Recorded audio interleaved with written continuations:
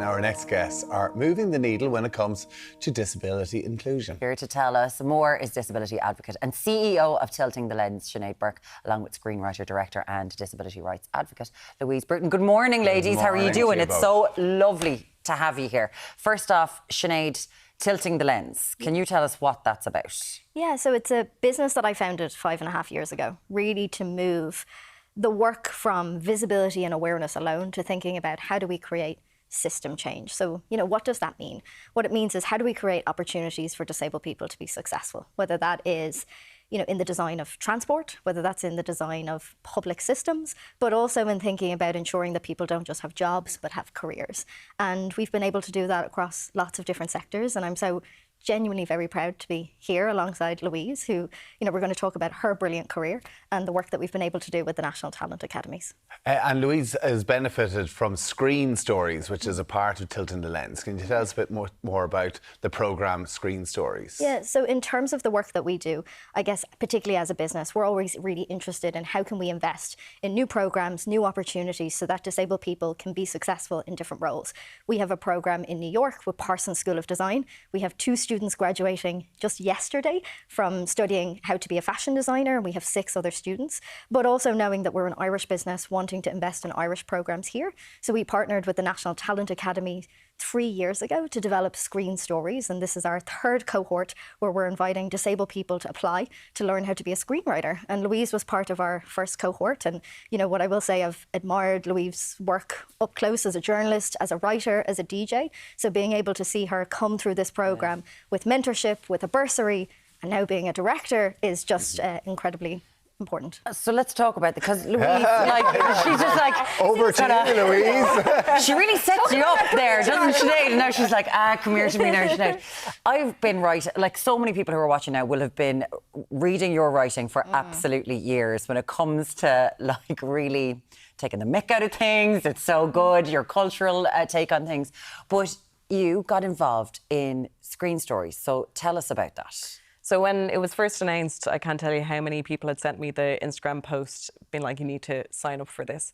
And, I applied, did the interview, got through, absolutely delighted. Not really, it was the first year, so not really knowing fully kind of like how much I would get out of it. But from the get-go, obviously Tilting the Lens, Sinead, a force. But the National Talent Academy is so incredible at helping people get their foot into the film and TV industry, from creative and also from a crew standpoint. So with the combination of both Tilting the Lens and National Talent Academy's expertise, I was introduced to some of the most involved people in film and TV, teaching me how to actively kind of hone my skills without needing to worry about the access element, because the access was covered by both sides. I had an incredible mentor, Rena McGregor, great woman, who was helping me develop my script, but she was the one who planted the idea of why not be a director? Something that had never crossed my mind before.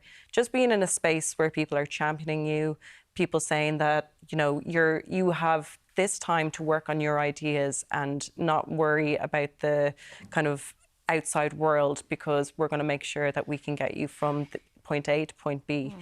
And I did so luckily develop a full script with them that I was able to make into a film from another one of the NTA's programmes. Because it has to be, as someone who's able-bodied, and I'm sure it's an ableist point of view.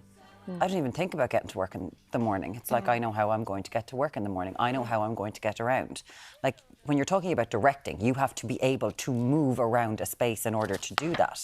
So is that like changing other people's mindsets to realise, there's more people involved in this? And what was that like?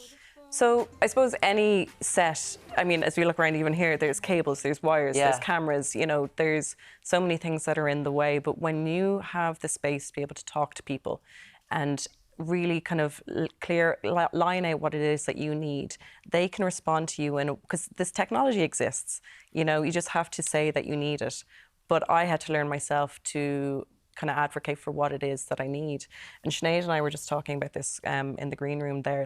I'm 38, I've lived all of my life with a disability, but it's only now that I can recognise the disadvantages that I have had.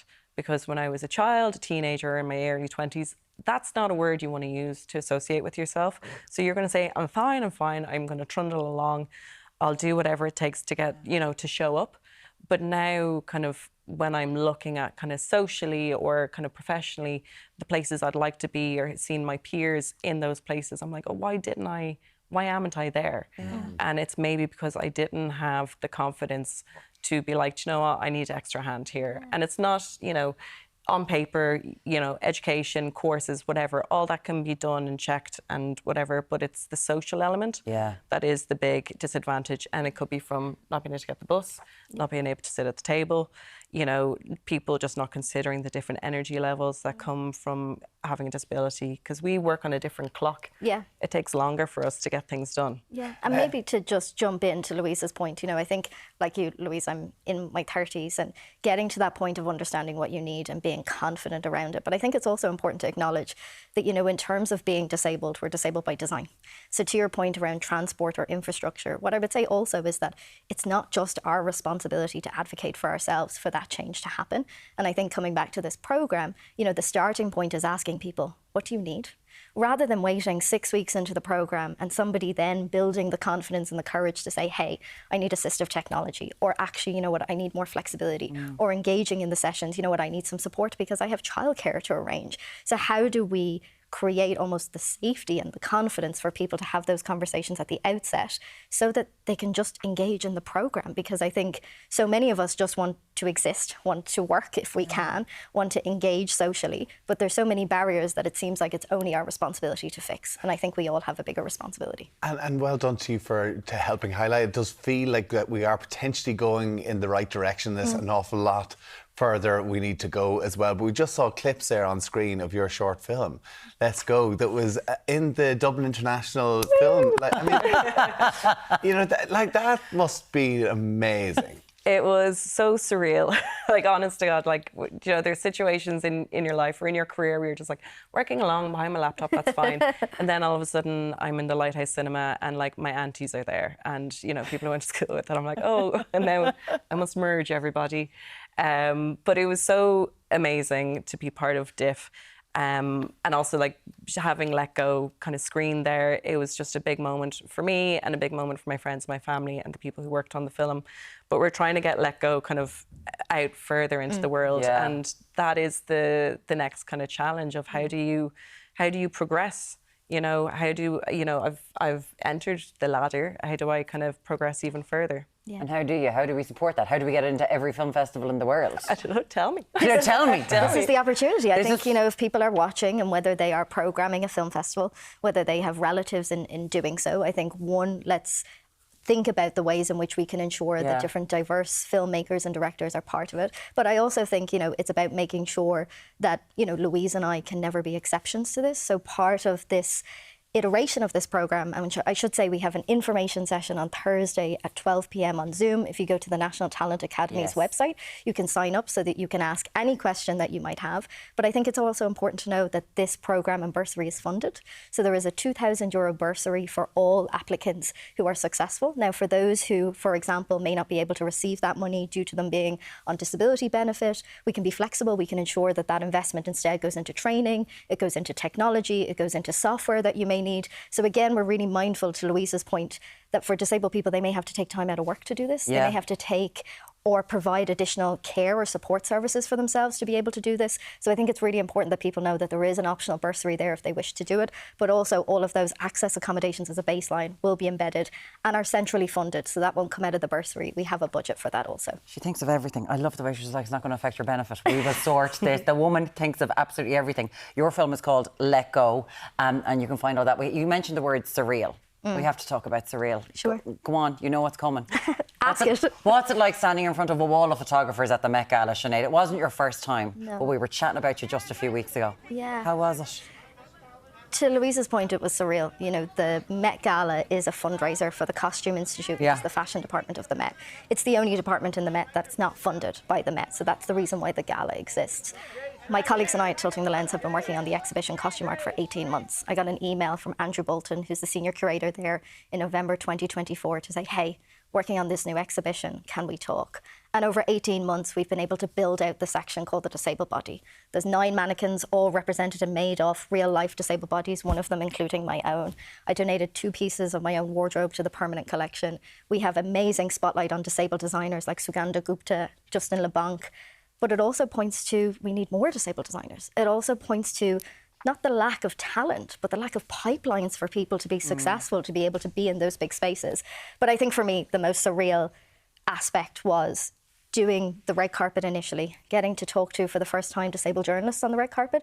So again, because the Met Gala is a flight of stairs, we created a new access route for disabled journalists. So there was a new press pit for the first time, not just for disabled journalists, but for those with access needs to be able to be there, to be able to report on the gala, to be able to do the photography, which is always really nerve-wracking at the base of the stairs, but then to be able to go left. And for the first time, for there to be a step-free entrance. And I was part of the host committee for this year's gala, but that was based on the provision that we could make it accessible. With Angela Bassett and Sabrina Carpenter. Yeah, and also Lauren Vassar and Amy Mullins, and, you know, being the first disabled people and the disabled women to be part of the host committee. It was incredibly surreal. And for me, it's about, now that the opportunity is there, and people like Ariana Rose Phillip, who's the first power wheelchair user ever to go to the Met Gala, I feel a real sense of responsibility, but also a collective responsibility that it can't just happen for the first Monday in May in 2026. So now that the entrance exists and that there will be an accessible way, how do we ensure that brands, media, etc., continue to bring disabled people to those rooms and to those tables? And you're in the Met because, you know, it's based on you, your clothes are in there. Is it any crack? A lot of work. It's, you know what, it's a really long day. It starts really early, and I think I felt a huge sense of obligation being in the room to ask questions, to go up to people that perhaps you otherwise wouldn't have proximity to talk about whether it's digital accessibility, or even to talk about, you know, accessibility in museums, or to talk even about the writers program. You know, knowing that NTA was coming up and we had our 3rd cohort, I was actively seeking mentors in the room and actively seeking people who could come and give lectures. So I think for me, when you're in rooms like that, you have an absolute responsibility to make the most of it. When Ryan Coogler becomes a mentor, go back for that. Listen, well done to you, and well done to you as well, Sinead, or Louise. So nationaltalentagencies.ie, it's on the 26th of May, 12 o'clock. Make sure to check it out if you want to get involved on that. Sinead Burke and Louise Bruton, thank you so much. Thank you.